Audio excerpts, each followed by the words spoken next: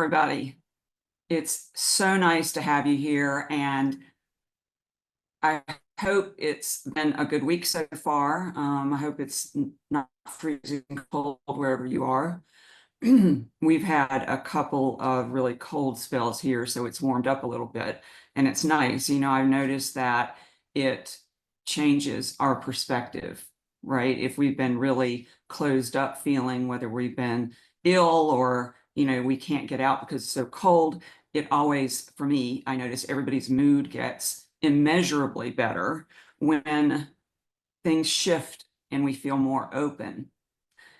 Today's topic is, I think, a common one we all have felt, like when we feel grief over loss of any kind, especially with animals.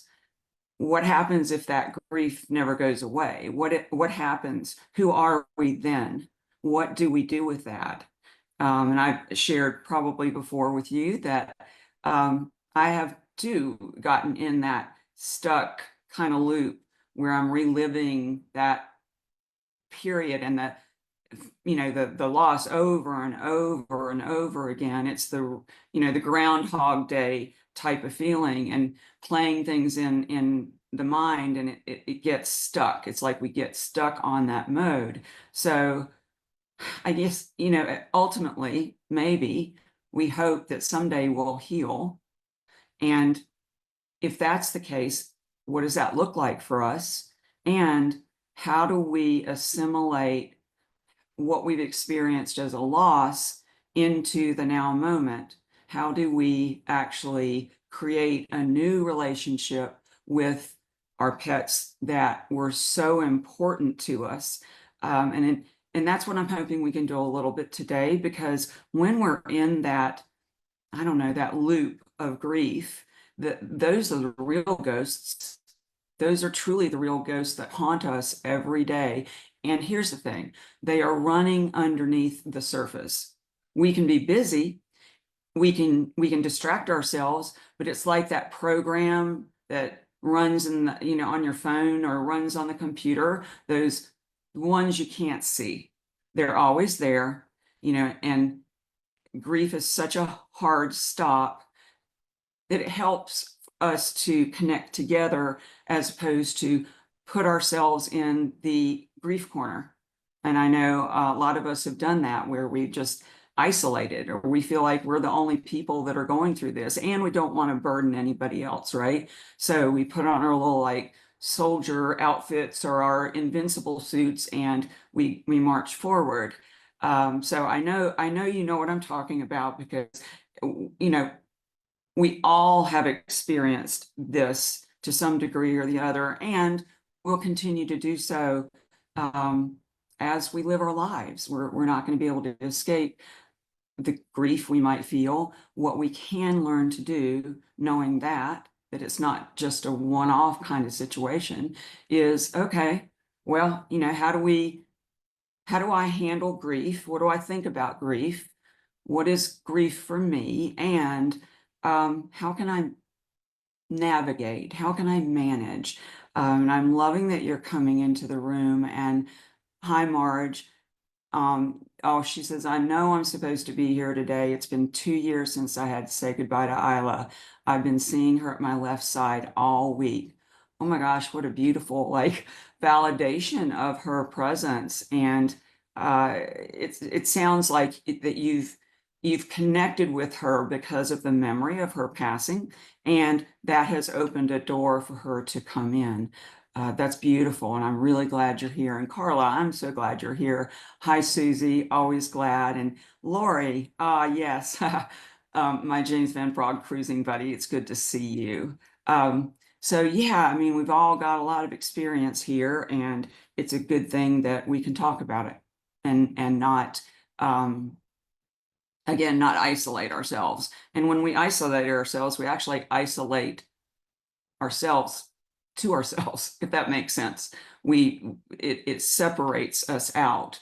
So today I have asked a special guest to come on and just talk to me about her experience and what she's currently going through, and how things have changed or how things have not changed. And as we go through, I'd love for you to share in the comments and, connect with this topic and the questions that get asked. So, Jamie, I would love for you to join me. Hello. Hang on. There Hello. you go. Hi. Hi. I really, really appreciate you being willing to talk about this because I know in your life you've gone through, significant losses and important ones. And, you were talking about last year, it being a rough year. And, January, I think for you hasn't been like a cakewalk. So I appreciate your courage and braveness to jump into this kind of pool with me. And Claire says, is it grief that heals or that we are changed people now living different lives? Are you asking me, okay, let me read that again. Is it grief that heals or that we are changed people living different lives? Grief is interesting as as thick as it can feel. It actually is trying to move things through. And so grief has a message. Every emotion has a message.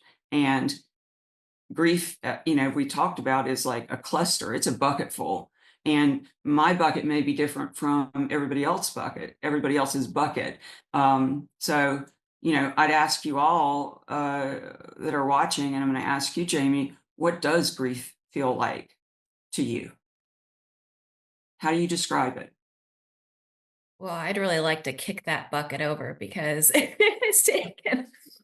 Excuse me. It's it's hard, and I think it's hard for everyone. But last year for me, if you want me to, do you want me to go ahead and do it? Yeah, just share. Okay. Talk from your heart. We we had adopted before kids, before marriage, two little border collie mixed puppies from the shelter, and those dogs were sisters and together then their whole lives with us. So they saw our family through all the changes and the ups and the downs and everything. And as they got into the over 10 years mark, the arthritis started, and all of the weird growths and the warts and all the fun senior things that come with um getting older. And we got to a point where they were both completely maxed out on the meds that they could take that were prescribed from the veterinarian. We were at that point where we were maxed out, and we there was really nothing else we could do. And so when the one sister got to the point where she couldn't get down the stairs anymore, I started using a sling to get her down and get her up and moving. And um I could just tell in her eyes that she was probably ready. I was waiting for kind of that sign because I felt like we were in a gray area for a really long time. Gray area being like, wasn't quite sure. So when I definitely knew, and that's a hard feeling to come to, when you definitely know, but when I definitely knew that this wasn't the quality of life that she deserves, the hardest decision was, what do I do about her sister? Because the two are so incredibly bonded. They're never without they're always touching. Every picture we have them, they're always touching. And the one was just a little bit farther down the line than the other sister. And the other sister was like headed right to the point where she wasn't able to get up anymore. And I made the decision to let both sisters go at the same time. And that was one of the worst decisions I've ever had to make. And if anyone knows, if you're the one who makes that decision in the household, that comes with the whole other level of heavy. My husband will not make those decisions. He loves our dogs, but he can't, he's told me, he's like, I can't make those kinds of decisions. So always being the one to make that decision is hard enough, but then making the decision and saying, I feel like the right thing is for both of you to go at the same time, even though maybe the second sister, maybe she would have been okay for another couple months, but I don't think she could have lived without her. And so we let both of them go. And it was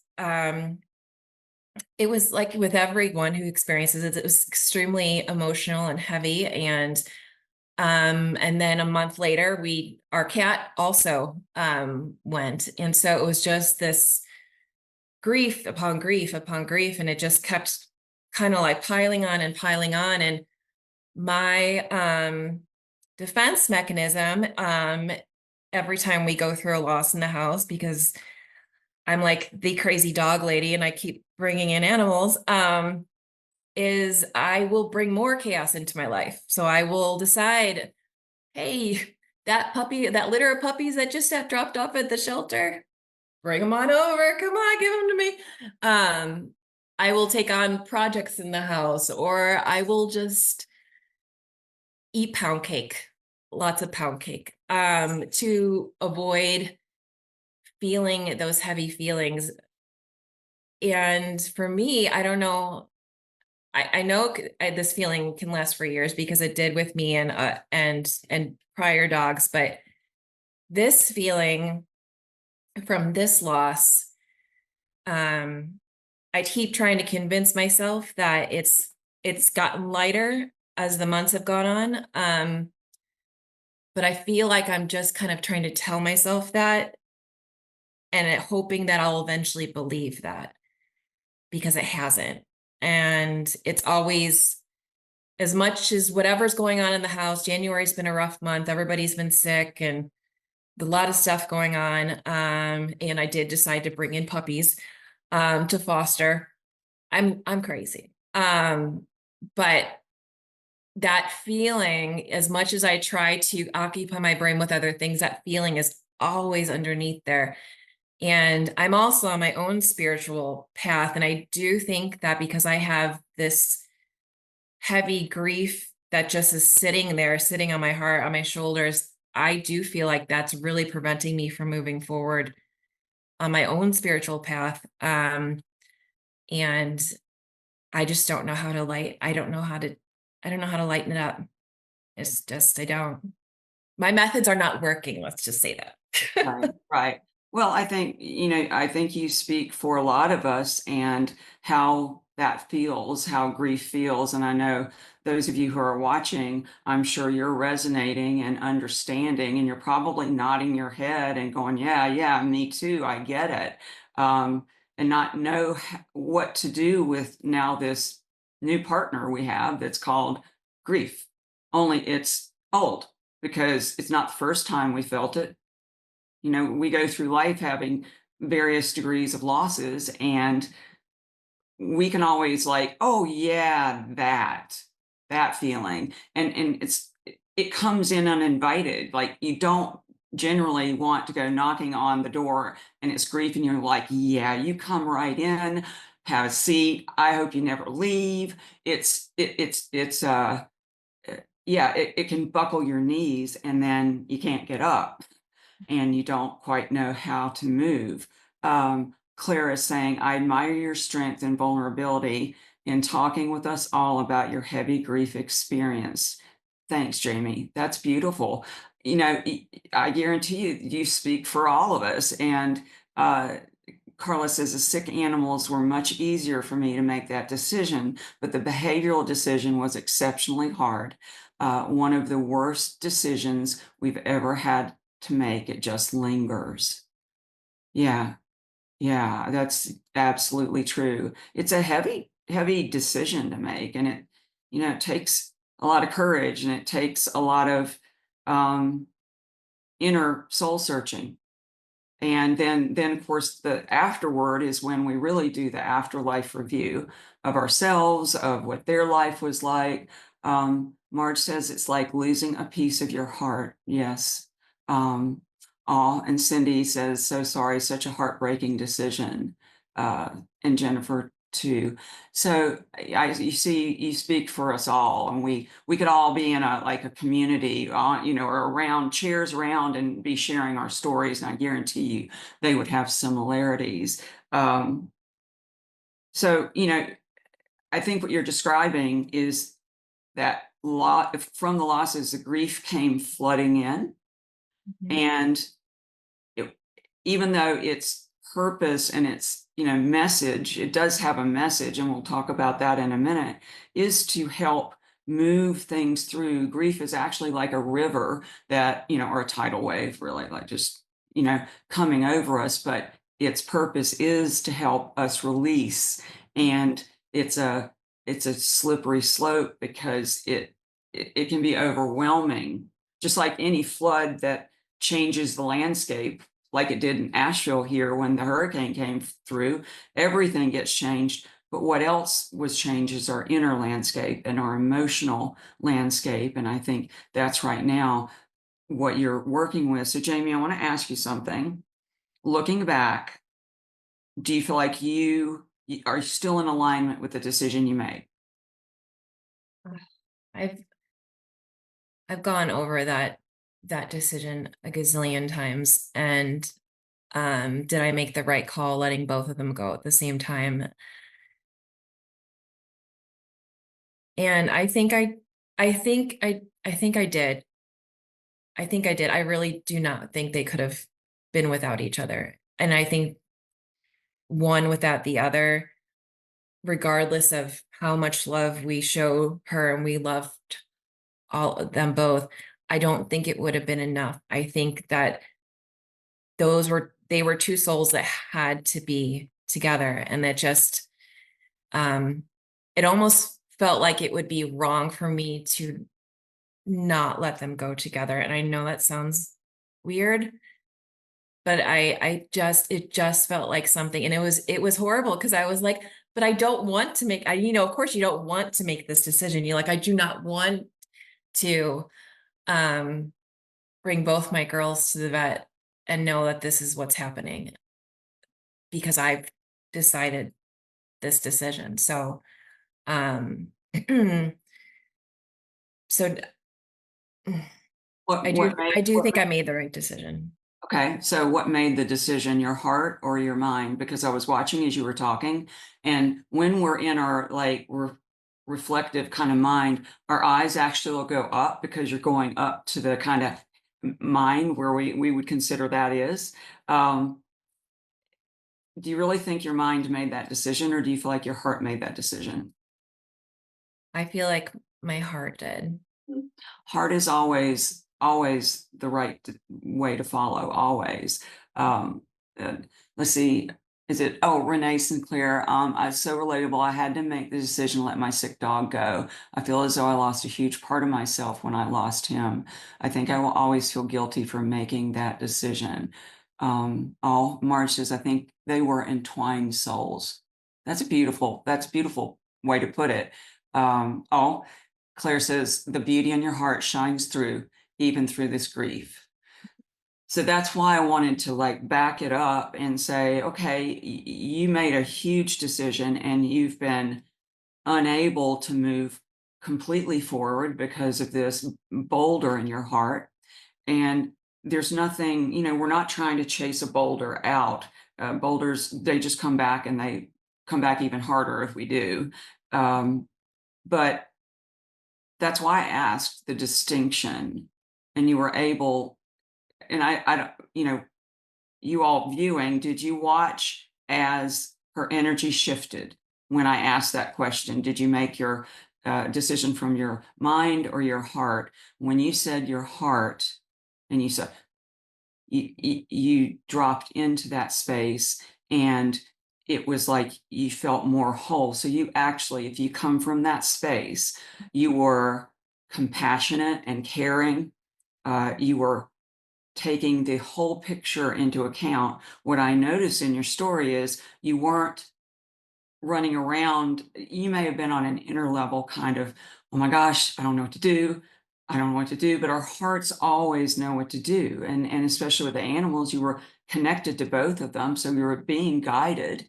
We're always being guided. We have to just tune in and see what is actually guiding us. What are we paying more attention to? And you were definitely in your heart, and the the courage it took, that's love.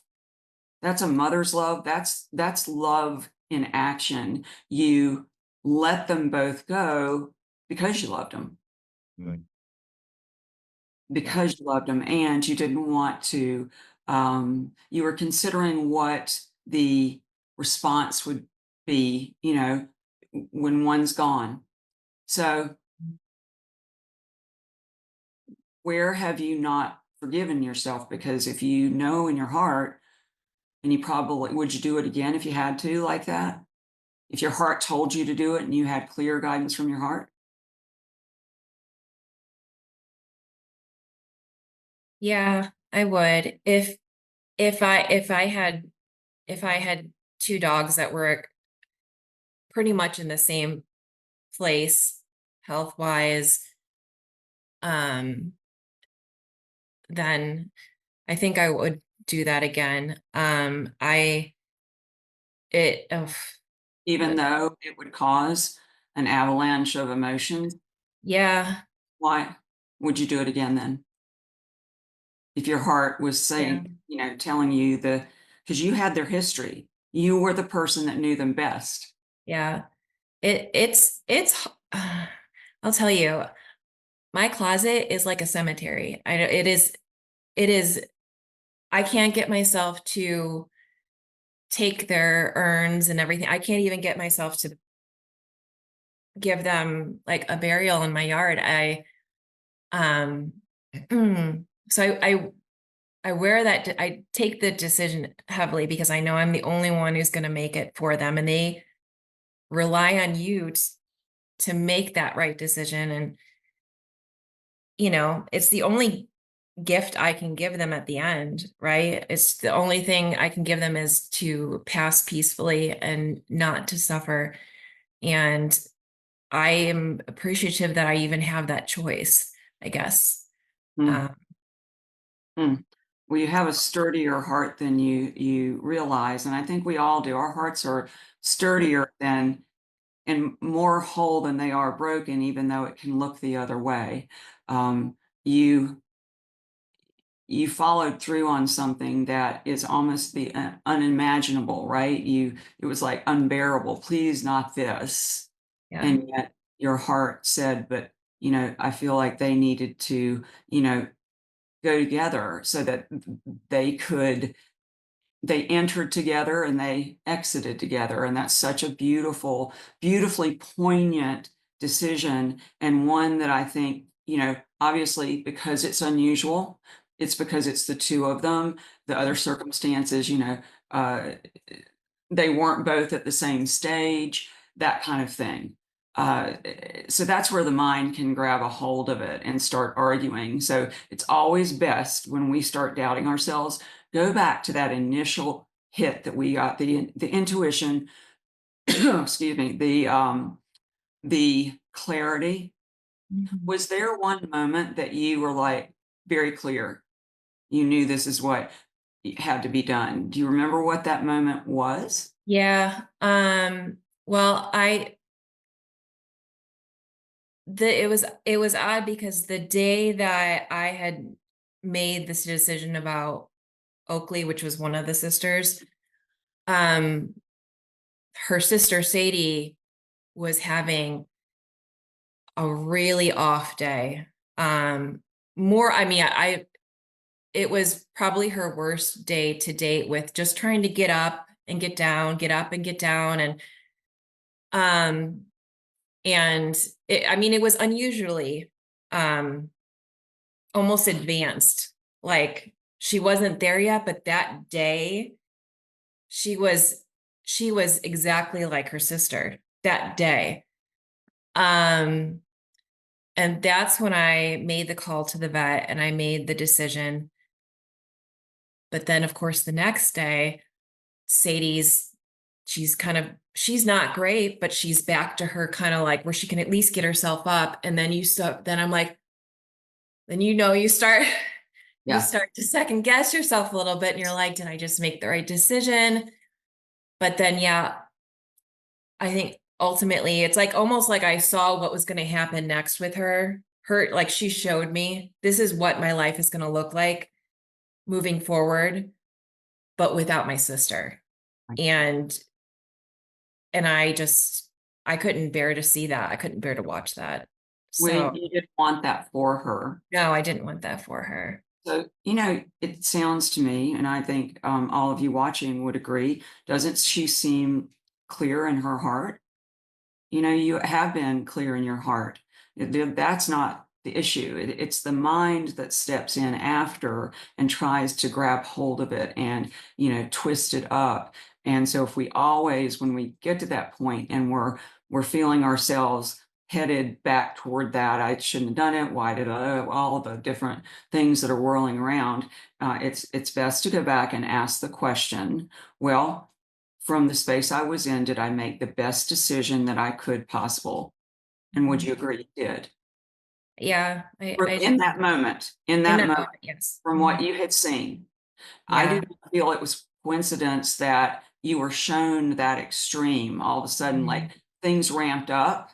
It was like you needed to see it. You were being shown, and you Yeah. know you use that languaging. And for everybody watching, it's a really good understanding of how spirit guides us. Is we do get shown in our daily lives. It's right in front of us, and if we step forward and ask, you know, please, and I'm sure you were doing this, please Oh, show me yes. what I need to see, right? Yeah.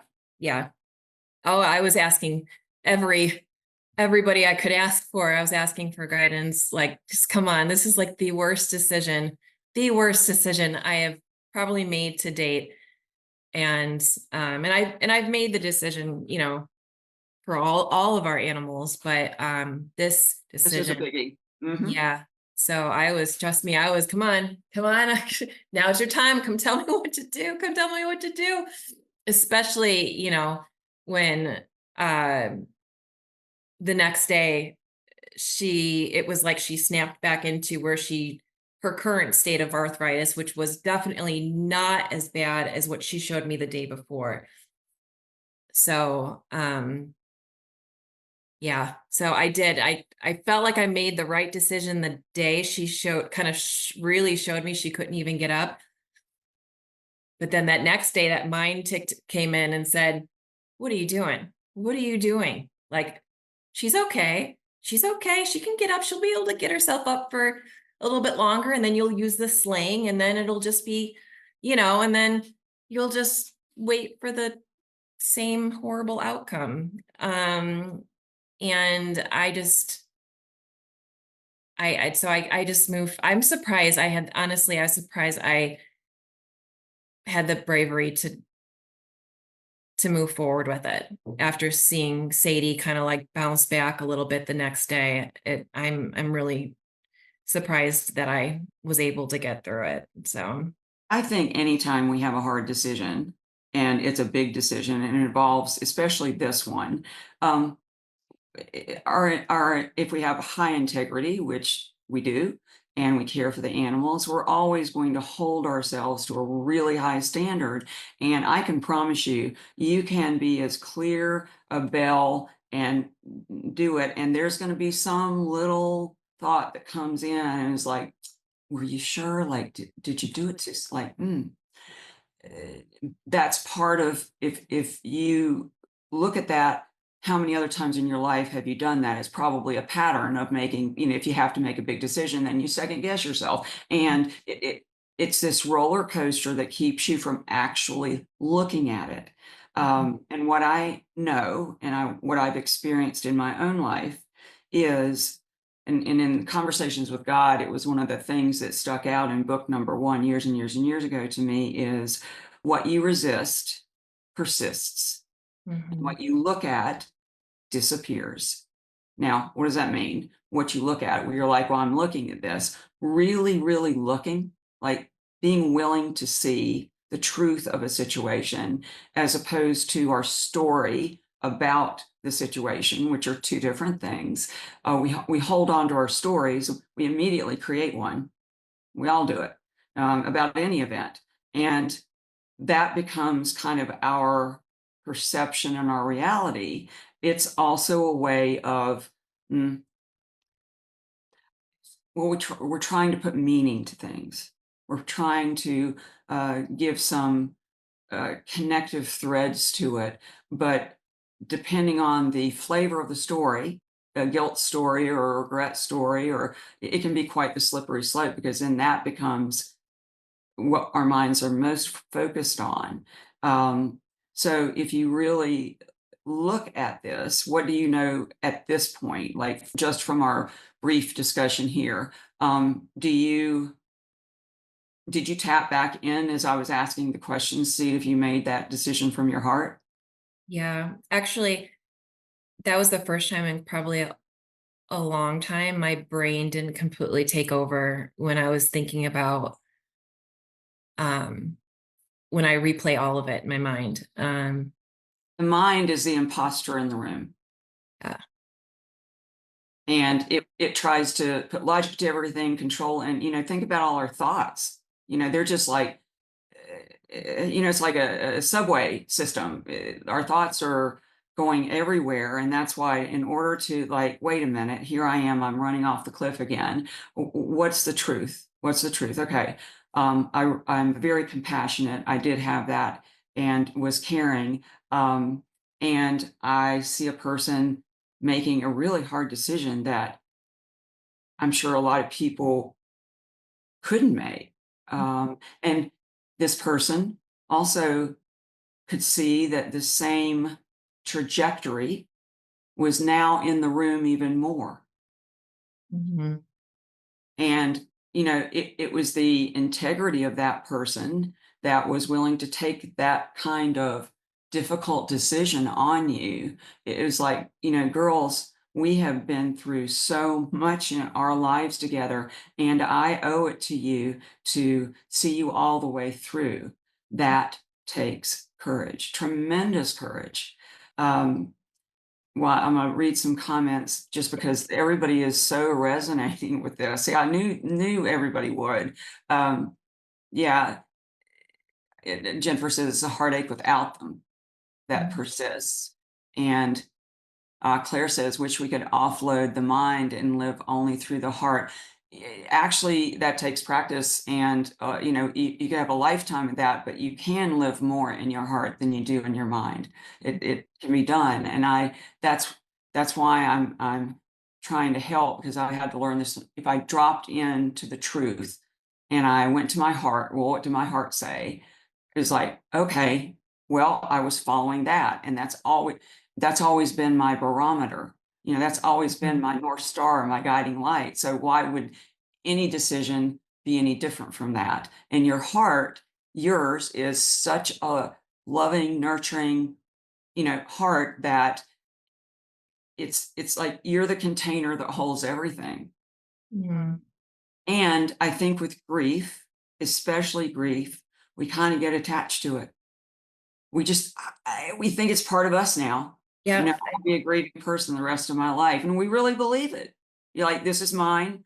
I picked it up at the station. I can't give it to anybody because they're not the ones that had this experience. Who am I supposed to? What am I supposed to do with this? And that's what you were saying. It's kind of lurking. It's always there. Yeah. Yeah, it's definitely always feels like it's kind of this underlying, and I'm on Prozac, I'm on anxiety meds, I'm on the whole shebang. And I'm not afraid to say that, but it just nothing has helped with that underlying. And as much as I tell myself that, oh, it's just a bad month or whatever it is, it's just kind of like always under there. And for my dog Annie, I mean, I think it really did take me about 2-3 years to really feel like, when I thought of her, all I could think of was like the funny things that she would do and how we'd interact with our kids when they were toddlers. And um, so now when I see a picture of her, I immediately go to those really wonderful moments. I'm not there yet with the girls, Sadie and Oakley. I'm not there yet. And what I also found very interesting is that my cat, who had been with us for 17 years, was incredibly bonded to Oakley. And his health rapidly declined as soon as Oakley was gone. And then he passed 4 weeks later. Um,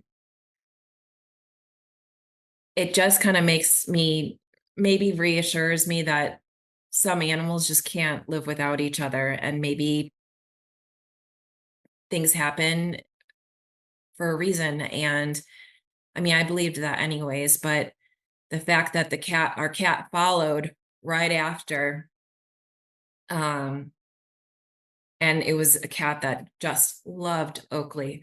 Um, yeah, I just, They were a soul team, yeah, and yes, definitely, and uh, I'm glad you're tracking that, because that was an important thing for you to see, like, oh, maybe I didn't make the incorrect decision, that this was part of their growth. And we like to say we make all the decisions and we take it all on us and we call the vet and we go there, or whatever we do. And then if, something goes awry, it was our fault, that we shouldn't. So we get caught up on that. And um, the animals have a choice in how they leave as well. They have a sole investment in uh, their growth too. Mhm. What I want to ask, but I want to read, let me note self. What I want to ask you is, with Annie, and that was a big hit and a big impact because she made a big impression on your life. She was a big influence, and she was you know, had a lot of healing qualities for you with her. So you were able to describe, you said, I'm not there yet. Had you not had that experience with her and your ensuing grief that lasted, a couple years, you wouldn't have that baseline. yeah, Nor, you wouldn't be able to say, okay, I see how this is going to roll. This is going to, but you got to be careful of that. It's going to take me 2 years. It took me 2 years before. So we almost prime ourselves. And that's what the mind does. It looks in the vault to see if there's anything similar here, and then it applies it before we can even blink. But you're a different person now. Would you say you have grown since then, and grown spiritually? Have you personally grown? I've grown a lot spiritually. But I always have this feeling in the back of my head that there's just something. And if I could just let it go, let go more, just keep letting go, then I would be able to um, go further. And How do uh, you let go? Let's look at that for just a minute. honestly, the best way for me personally, is by if I write things down. If I write things down, then I'll reread them and reread them and reread them, and that will for some reason sink in. My own brain's always against me. So but if I read something, or um watch something that is um influential to me in a positive way, all of those types of things make a huge difference. But I absolutely agree that we get used to feeling a feeling, and then we get stuck in that feeling, Yeah, we get normalized to it. thinking that, well, this is where I'm supposed to be right now. I'm not supposed to feel good. Um, and I absolutely admit that that is why, Yeah. these types of feelings just don't seem to go or lift up or ease up or a little bit. Is just, I'm just telling myself, well, this is how you were with this dog and with this dog and with this dog that passed. I mean, this is the double whammy. Now you really got to suffer. I mean, it's just, You really, yeah, you really did something. It is now on your permanent record, right? yeah. So I'd love to share with you, and I'm curious with the you all that are watching, this letting go that we talk about. And it's used a lot. You need to let go of that, right? Whatever it is. And we tell ourselves, you should let go of that, Tammy. And what are you hanging on for? So then we get, judgy of ourselves for it. But how does one let go? How does one? And I can tell you there is a technique to do letting go, and you have to practice it. David Hawkins, he has a book called Letting Go. He's no longer with us in form, but this is an amazing book, and it talks about sort of a letting go technique where you remember back when I just said about conversations with God, what you resist persists. Well, the reason why the grief is still there is because there's part of you that's resisting it being there. And it's counterintuitive. I know when I say this, it's counterintuitive to just let it be there. Like, okay, you're here. Let's do this together. What do you want from me? Um, Let me read a couple of things. Everybody's like, yep, got this. Uh-huh. March says they came in together, and I feel in my heart they were meant to leave together. Your heart did the right thing, Jamie. And Cindy says, from all you've said, I think y'all are gonna make me cry. That you did the most loving and kind decision for your two dogs. You freed them from their discomfort and accepted the pain you were going to feel. They were lucky dogs to have you. Beautifully said. And Susie says, grief has changed how my brain works. With loss of my mother and all the pet kids I've had in my life, yes, it changes us. Our inner landscape will never be the same. Lori says, grief is like a wave. It can come crashing in. Well, I'm sorry, Lori, this show is bringing it on from my Nelly. I'm not trying to torture you, Lori, but I get it. I get it. When we touch into that, it's like, ooh, that's still tender. It's still there. Claire says, in my grief, I tell myself my girls were ultimately making the decision, and they were directing operations and in some way leading me to the right decision. Yes, our animals participate. It's not all on us. And it looks like it is, because it's like we're the magician pulling all the strings, and then we're left with everything else. I mean, we don't take a little bit of it on, we take it all on, So the letting go piece, think about this a minute. When we let go of something, all right, wait, back to Australia. So stick your hand underwater. Imagine sticking your hand underwater and grabbing a fistful of water. Can you hold on to it? Can you ever grab water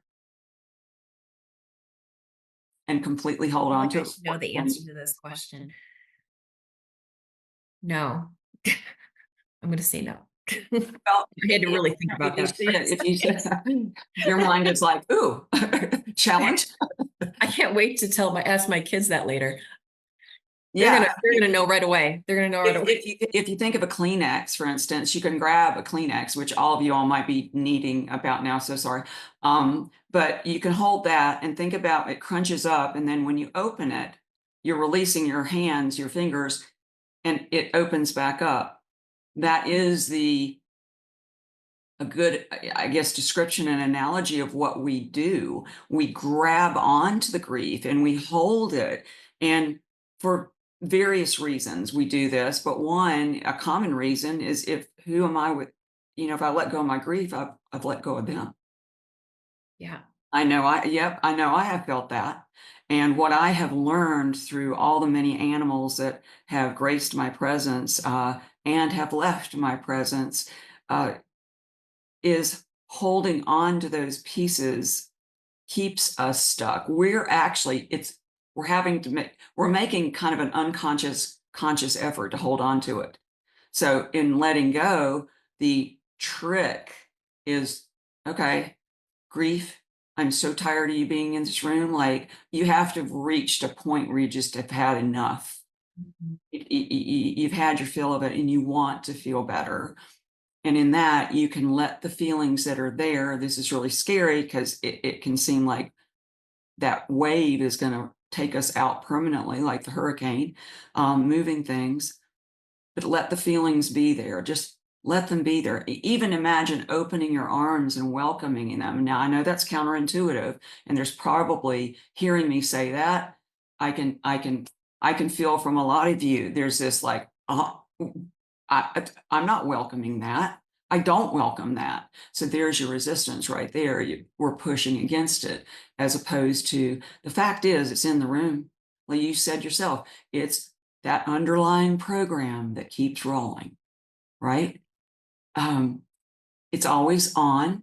It's draining a lot of your energy. It's in the background though, but you can also tap into it if you need to go get it, right? But when we really allow grief to be there, we're bringing it into the space of all the other emotions, and we're saying, yes, I know you're here. What is it you're wanting me to see? What do I need to see here? What is, when we see something, we let it in to be seen and to be felt.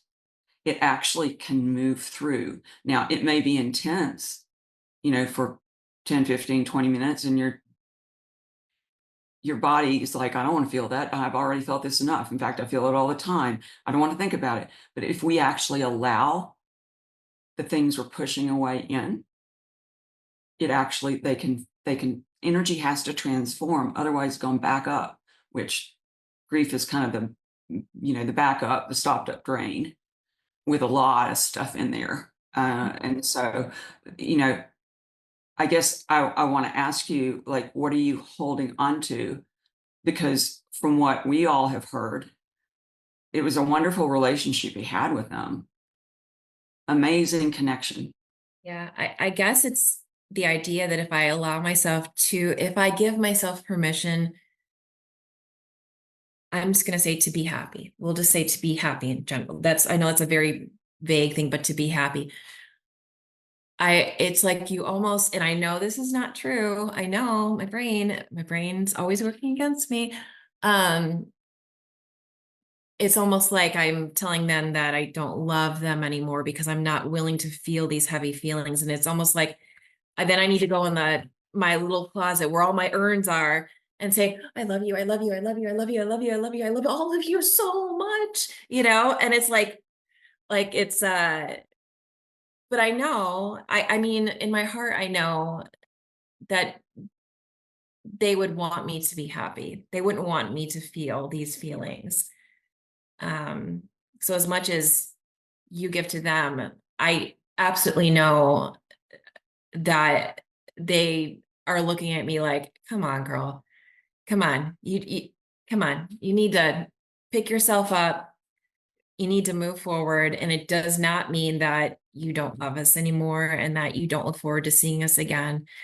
I absolutely do, but it's almost like that thought comes into your head, like, well, if I move on, if I get attached to a new dog or, you know, will they think that, it was like, will they think that, So when you I do don't that, love them as much anymore? you're not actually present. You're starting to follow a trail out the door, and Yeah. you're not home. You're not home. Um, so a good thing to ask yourself is, what am I holding on to? Which we're talking about this right now. Kind of counterintuitively, you think you're holding on to them, Hmm. but Hmm. what your relationship with them is very much unbroken, not tainted. That connection you have with them, and with all of the closet doggies and cats, um, that connection's not broken. It's a shifting into a different space with them. And what you will find, and for those of you watching, if you've ever let go of something, it's kind of like when we feel something fully, the work's done. Heart does the rest. It lets go of us. Because if you think about anytime grief has left you, and I use that terminology and that phrasing deliberately, go try to throw grief out the room. Go ahead and forcefully kick it out. Put it in a closet, bury it, put it in an emotional vault, do all that, and it's still there. It's still there because we haven't allowed the full feelings in. And that is what our animals, here and in spirit, do beautifully. They allow in whatever is there. And so many of the people that are watching are, talking. And yes, Laurie says you need to feel it to heal it. I know that sounds, we've heard that, but that letting go is a letting in. It's Yeah. one time I had this terrible, terrible fear over something that happened, and I was beating myself up. And I don't know what hit me one day, but I closed my eyes and I said, you know what? I'm so tired of running from you and talking to the fear. So this must have been just a guided moment because I was like, you want me? Come get me.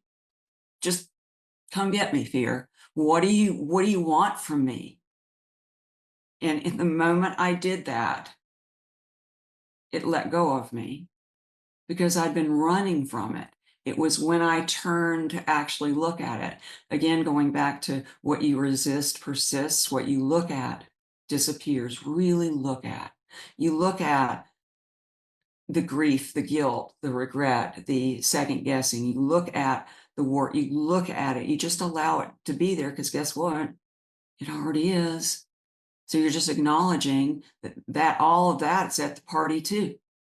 Mhm. And once we stop resisting and arguing against those pieces and saying, I don't want to feel like this, I don't want to, why don't you turn it? If we don't ever try it, we don't know. So we turn and say, fine, you here, I'm here. Let's do this now. I can't live like this. And what happens is the power that those feelings have had over you are allowed to go because you're not holding them in place. Mhm. And so the question, again, tracking back to is something that you can ask yourself in any situation, what am I holding on to? And how does this serve me? Because in some way, it does serve you. In some way, you're becoming your own prison guard. Nobody's holding you back, right? And the girls are in their expanded state. All of your babies are in their expanded state that have passed, and they are actually guiding you toward this. That's why I asked a question about Annie. What do you know about yourself now? Have you grown? And spiritually, you said yes, absolutely. And life is different, and I know now more than I did, and I know what a process like this looks like because I've been through it. Direct experience is the best teacher.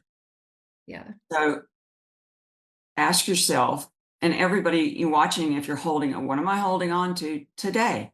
What am I holding on to in this moment? And how is it serving me? What am I getting out of it? I mean, you're talking to a person that the reason I can even say this is because I've lived it.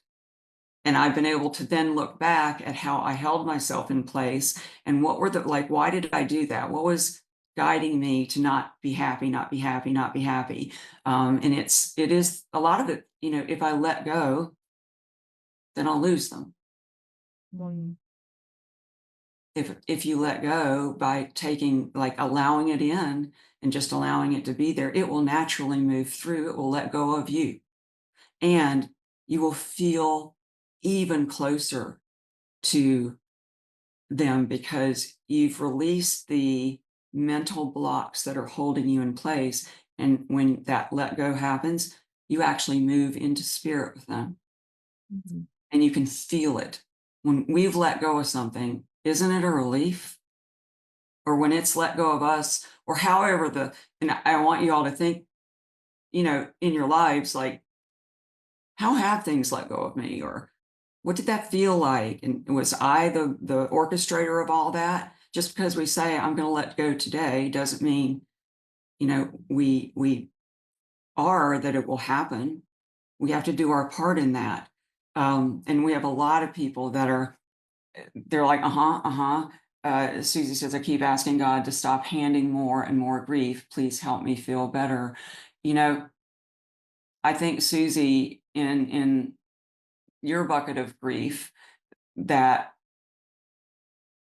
allowing it to be there, because it already is, doesn't mean you approve of it, doesn't mean it's going to swallow you whole. But I think you're going to feel a difference. All of us will, is when we actually stop running from it. And we don't have to run anymore. And in that running, what was I getting out of that? I didn't have to really look at it, because I think looking at it's going to be worse than the actual event. And those are the subconscious kind of like programs running underneath all that. Jeff says, something I've learned is lean into the grief and the pain. Yes, that's exactly what I'm talking about. It's more intense for a period of time, but there is an amazing amount of healing that takes place after. Absolutely. Well spoken. Janet says, hi, I'm from Canada. We lost our dog Sepher last October, and I'm still in grief. But watching your video right now helps me a lot. I talk to her every day and to my other dogs too, but I say to myself that would say, Mom, don't cry. We are doing fine. No more pain. Yeah, we almost have to make a decision to feel better. So those are good questions to ask yourself about, do I really want to feel better?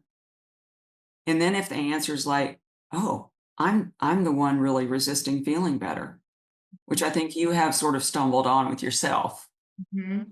then I would follow that trail. And any of us, if I let go of the grief, then who will I be? Because now I've identified as a grieving person.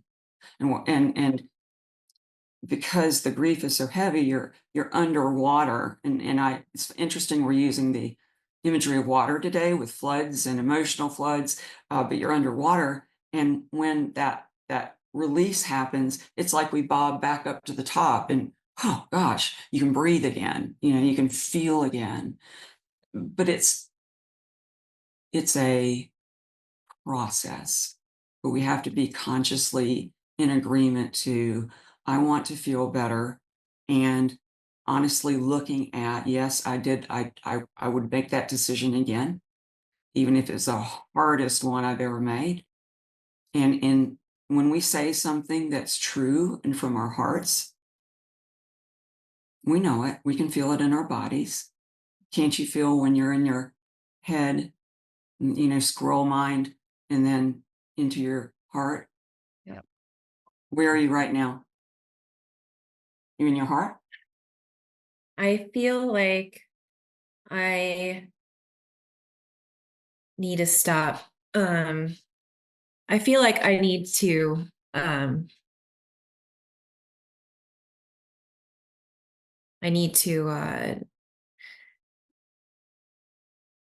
I feel like I need to allow myself and give myself permission to move on. And it doesn't mean that I lose that connection with them. In fact, I think that if I can just move forward, I think I'll be actually able to connect with them more. Oh, And absolutely. We hold ourselves back, and you stumbled on it, and you spoke for all of us. If I give my permission to move forward, also begs the question, why am I not? Mhm. Why am I not? Because I gave them permission to move forward, Mhm. but you did. Your love gave them permission. That same love applies to you, and from them to you, where it's just the most wonderful discovery. What we think letting go is going to be is the opposite. It's expansion. When we stop running, and Susie's like, how do I stop running? You turn around and look at whatever it is that's in the room, where can't hide in a corner behind you. You turn around and look at it. And that takes courage, Mhm. because it is kind of intimidating. Um, and being honest with yourself in the moment, where am I right now? Right? I think that always helps. What does my heart say? My heart says I still love them. My heart says they were amazing. My heart says that would be good for all of us to do, you know, as practice. Take 5 minutes in your day and use this prompt. My heart says, whatever comes, let your heart talk. And you're going to find that you're not so kind of like anxiety ridden. You will have dropped into a space that is whole and is a healing space. Jamie, are you part of my Rainbow Bridge Conversations group? No, but I think I need to be a part of your I Rainbow would love Bridge. for all of you to join. I've got a private Facebook group. I was like, this is like, we really need to, we grow as a community. So I'd love for you to join it. It's just Rainbow Bridge Conversations with Tami Hendrix. I think we all, as a community, can hold each other's hand, Mhm. because that's what you held their hand. And now, you know, you're trying to hold your own and go through everything. It's just allowing yourself just to be where you are. To me, your energy feels more grounded. You're in your body, and I'm sure everybody else watching can feel that too. And they can, because you feel it, and we see it, and we can feel it from you. We drop into ours as well. So that's the power of your energy and your love going out. I really, really appreciate you coming on today. It's really difficult Yeah. to have conversations about, you know, vulnerable emotional pieces. You're a beautiful healer. You speak for us all in this journey. And I love that in some way, everybody has been touched today by this. I don't think anybody watching could feel otherwise. And they are all saying, this has been a beautiful discussion and so healing for us all. Thank you. It's you, it's the girls. It's the soul team that has opened this up. I do feel a little bit different. Honestly, I do feel a little bit different. Like right in this area, Mhm. I feel different than when we first started the conversation. We've done some releasing. No, Mhm.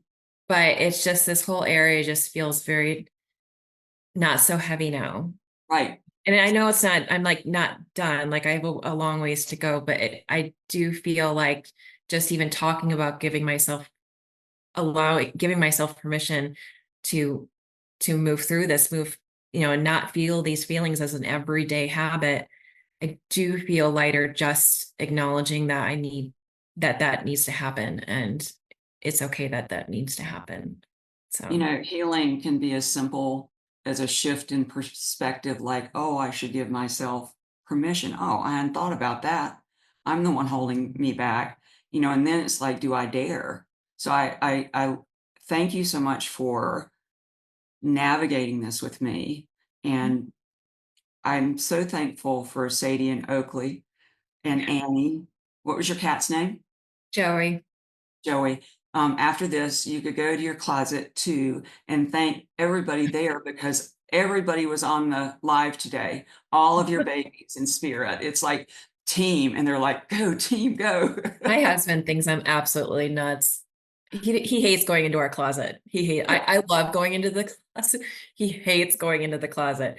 But maybe I don't know. I might need to move my closet arrangement because maybe that also is Yes. preventing me from moving forward as You'll be well. guided, and ask them to guide you. And yes, thank you again. And for everybody, please join the Facebook group if you haven't. I'd love to have you there.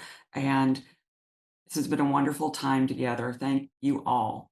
And I will see you next time. I think it is, yes, the 19th. We will be back. All right, everybody, have a really good week. Lots of love, and let's keep the conversation going.